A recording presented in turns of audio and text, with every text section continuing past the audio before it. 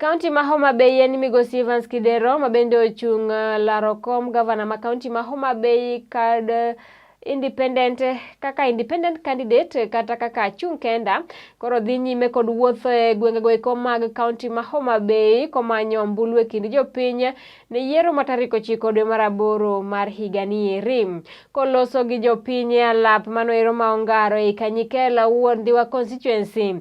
Laktar Kidero singo dongruoge mabende obiro timo ne jo Homa Bay, dongruoge mathoth mabende oriwo kanyakla ting'o malo pur mar Niang e gwengego eko mag Ndiwa kendo neno ni kembe makao Niang kowuok kuom jopur ochulo jopur makamago eko pesa gi e yo mapiyo piyo kendo makare. Bende omedo singo ni obiro medo kembe 2 marego sukari e gwengego eko mag Ndiwa konoiro kama gieki gin dongruoge mabende no singo timo poni oganda jo Homa Bay obio yiere kaka gavana e gwenge ma konoiro.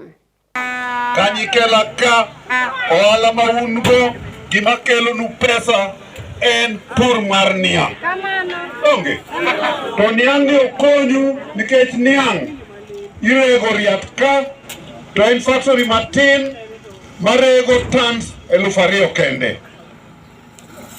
Miyo Niang budhe puodho makar beto Niang dweche 18 kata dweche 17 tibeto Niang bang' dweche 36 kadhi dweche 40.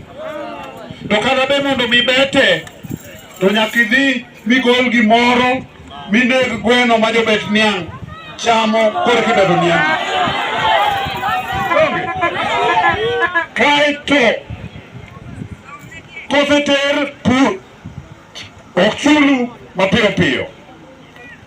Be ing'ade nikech ging'ado pesa pur, ging'ado pesa seedken, ging'ado pesa mbolea, kato ging'ado pesa beto, kaeto ging'ado pesa ses, kato interest be gikete wiye, interest mang'eny. Makimi statement tinwang'o gimoro miluongo ni debit. Donge? Koro onge gima Niang konyo ugo. To mondo Niang ni mondo konyu nyaka ubed gi factory machielo Ndiwa ka. Nyaka wager factory machielo Ndiwa ka ma unyalo tere Niangu makelo competition. Donge? Miyo atiyo gi investors. Wabiro kelo factory machielo maduong' molo ma nikech kikawo kamipure Niang kwa malo to wuok e kocha mikalo boke mekind game gi Kamagambo midhi nyaka Gotolero tons manyalo wuok kanyo en tons 40,000. Koro wadwaro factory man gi capacity manyalo rego tons 10,000 manyaka wabed gi factories 3 mag tons 10,000 eka jopur nyalo nwang'o nweng'o.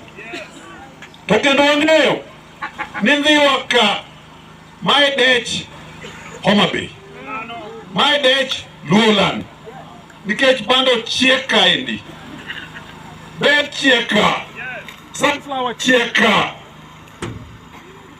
to waonge gi kama inyal ketie storage mar bando kata bel. Miyo Ndiwa ka nyaka wagere storage mar bando.